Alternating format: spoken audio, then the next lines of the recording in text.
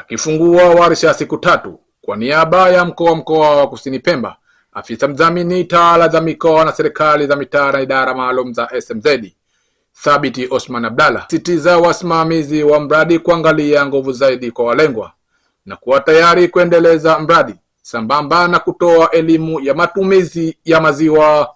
Vikundi ama wahusika ambao watapatiwa ng'ombe hawa kwa ajili ya kuzalisha maziwa, pia tuwe nao karibu katika kuwasimamia na kuwaongoza katika masuala mazima ya treatment ama tiba kwa lugha nyingine, malisho, lakini pia kuwapatia elimu ili kuhakikisha kwamba mradi wetu huu unakuwa imara na mifugo yetu hii inakuwa imara, kuweza kuleta tija zaidi na kuweza kuleta maziwa yale ambayo tunayategemea, ili sote iwe tunatosheka na tunaenea kupata maziwa hayo ambayo yatakuwa yana afya. Mratibu wa mradi huo Faki Amekesi amesema mradi umelenga kuisaidia makundi mbalimbali wakiwemo vijana na watu wenye mahitaji maalum ili kwenda sambamba na azma ya Serikali ya Mapinduzi ya Zanzibar katika kutoa ajira ya kujikimu kiuchumi.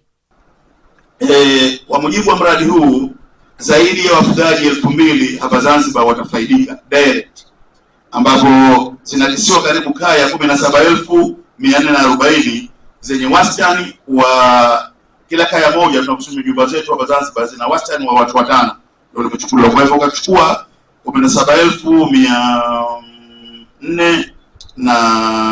17440 ukazidisha mara 5 utakuta karibu watu 87,200 watafaidika na mradi huu.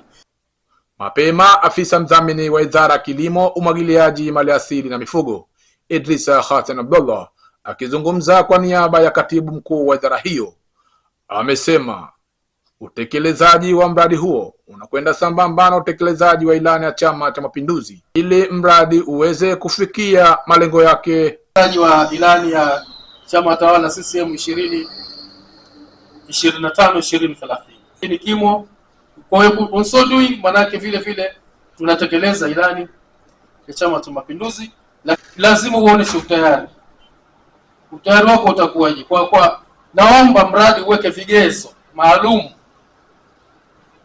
categories au criterias, hawa watakopesheka ng'ombe, ili tuepushe kuja kuingiza siasa, tuepushe kuja kuingiza ujamaa, udugu, Nikiripoti kutoka Kisiwani Pemba, mimi Maulid Hamisi.